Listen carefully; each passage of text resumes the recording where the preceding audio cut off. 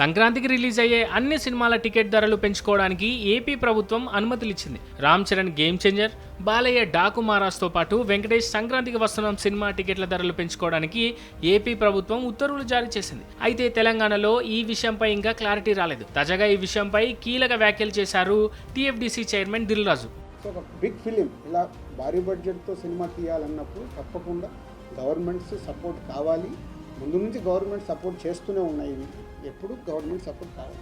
ఏపీలో లాగే తెలంగాణలోనూ సినిమా టికెట్ రేట్ల పెంపుపై సీఎం రేవంత్ రెడ్డితో చర్చిస్తామన్నారు దిల్ రాజు.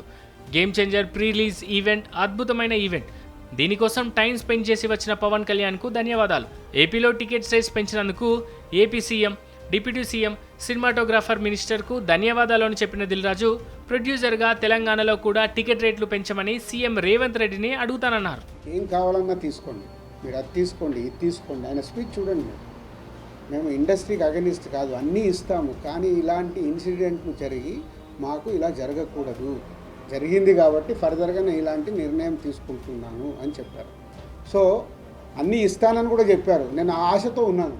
తన సినిమాలు చూసి సంక్రాంతికి దిల్ రాజు కంబ్యాక్ అని జనాలు అంటున్నారని ఆశాభావం వ్యక్తం చేశారు Dil Raju. Game changer ticket rates పై తెలంగాణ సీఎం రేవంత్ ను కూడా అడుగుతానన్నారు. ఫైనల్ డెసిజన్ ఆయనదే అంటూ క్లారిటీ ఇచ్చారు. సినిమా ఇండస్ట్రీ అభివృద్ధికి ఆయన కూడా ముందు చూపుతూ ఉన్నారని, కాబట్టి నిర్మాతగా టికెట్ రేట్ల పెంపు కోసం తన వంతు ప్రయత్నం చేస్తానన్నారు దిల్ రాజు.